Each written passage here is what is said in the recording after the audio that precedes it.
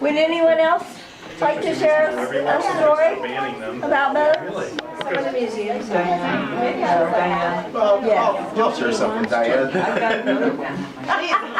Okay, Pat. I don't want to dominate here, but You want to be a chief?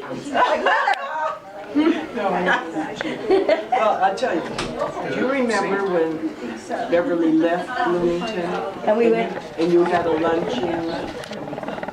It was Penny, Robert, and we were all at lunch together. I'm gonna get a chair. And do you remember what I read? And when I read my poem on turning 80-something? And Oh, were you, did you bring it? I did.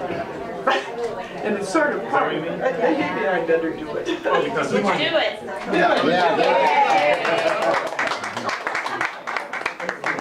You have to know that. Do you know that Beverly spent her entire life No, the one we drive. The one we drive.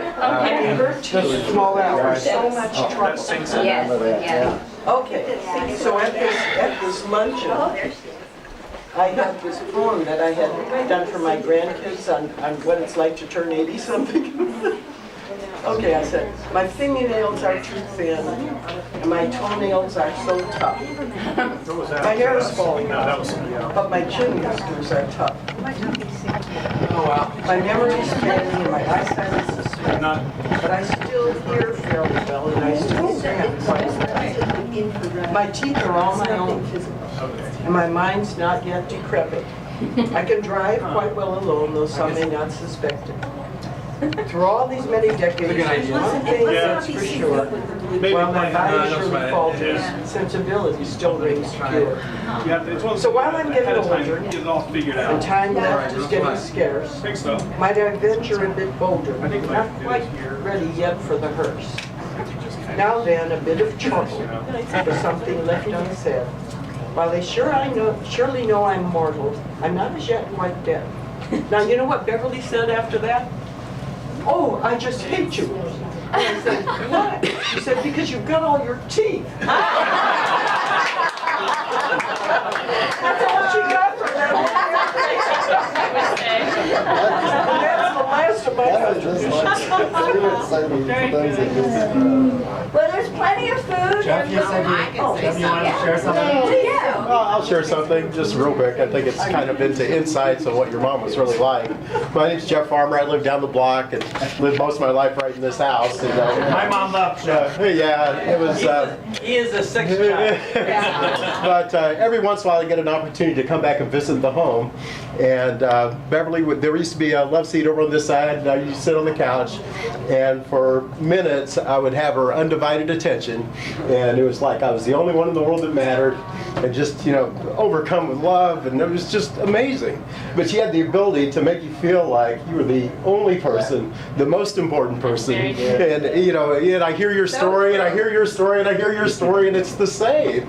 She just had the ability to think that you were someone special. And, how wonderful, how sweet. And everything you did was wonderful. It didn't matter what you did. Right. Everything It's was wonderful. That's wonderful. It didn't matter if it really was or not. It was Right, wonderful. right, right. I feel like it was. That's very true. I'll say something. Yes, thank you. Well, I am her first cousin, Beverly. So that's Her first cousin. Her first cousin. And although she was I've told some of you this, she was really a generation older than I. But she would bring Diane, we were such buddies, to Richmond or to Eaton where I lived, and we would play together and have a good time. And Diane really wanted to get away from her brothers. I do. Say so! The brothers never were allowed to come. Anyway, but in Beverly was so wonderful. And although this isn't so funny, but they came, Diane and Beverly and the kids would come to Newark, Ohio, where I live. And one time our dog had puppies, and so the dog had puppies. And for some reason, Beverly wanted to stay home while we went to the store or something. And when we came back, she announced, you remember this, the dog had another puppy, and she was quite, I don't know that it wasn't so funny, but she was quite excited. She said, the dog has had another puppy. But anyway, she was a very loving and very much a lot of fun. So I do, yes, sir.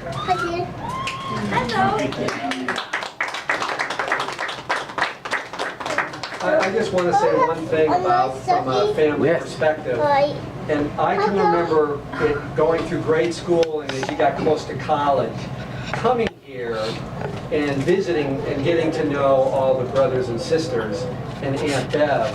And she provided the environment for me and my family to get to know your family. And coming here, when you came here, and when we came here, we played lots of baseball, basketball, all the different things. You just felt like about whatever you did was okay. It was a free environment, and an environment that got you to have fun. She wouldn't let you get away with anything, but I mean, you had to have fun and really get to know. So I consider one of the memories I remember, I think she did a great job of creating a family environment where you could truly have some fun and get to know other people and not to always feel like you were watched or being criticized. So for that, I say amen to Beverly, and also amen to getting to know family members and friends better. That's what happened.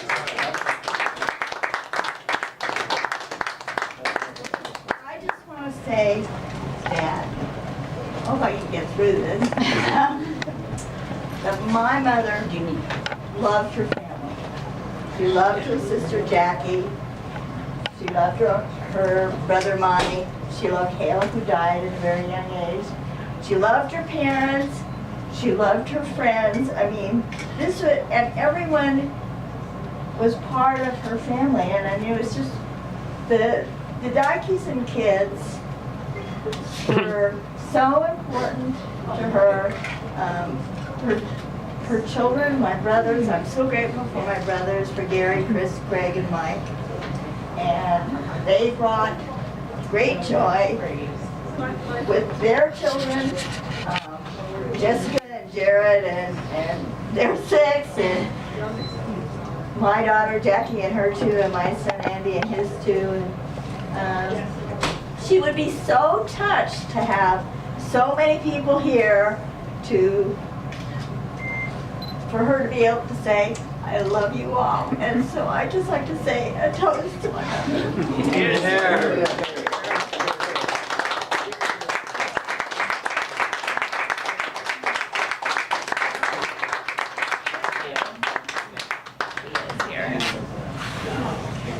Yes. I have a story about Bev. My mother, Nancy Dilks Blakely, a good friend from Richmond, and continued to be friends in college, Tri-Delta together. And we came back to Bloomington frequently, ended up in Frankfort, Indiana. And we'd come back and visit, and this wasn't too long ago. By that, it could be 15 years, it seems like. But I remember Bev talking about she never ever had thought about how wonderful great-grandchildren would be. And oh boy, she she liked being a mother, grandmother, but having great-grandchildren, it was icing on the cake. And I remember her, that very vividly. And the last couple trips that Mother and I took together, one was to visit Martha's parents, Nancy and Ray, and the other was to visit Becky and Bob. And so, you know, Becky and Bob met us in Richmond, which was kind of halfway between there. And, you know, that was such a joy to her, and that just a couple years ago. So, you know. 14. How old was she? 3. Diane, I just asked, how old was Beverly? 93. 93. Do you remember last summer? was the last time that we had a foursome. Yes, yeah, you guys were playing at your house with the money on the table. It's like, okay, I've interrupted this really big. So very Yeah. She was so happy to do that one more time. She was sad too, because she was afraid it might be her last time. It was. It was nice. Because it was getting harder and harder to travel between California and Bloomington, and so. It's getting harder and harder to travel from my house to here. But you made it.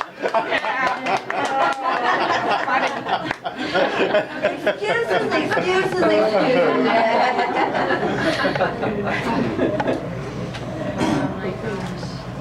Well, there's lots of food, everybody.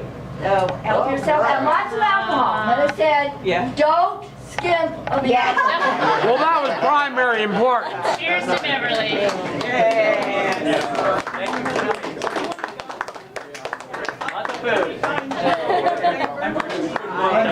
Nice to meet you. That was I'm Joni, I'm Chris's wife. Nice to meet you.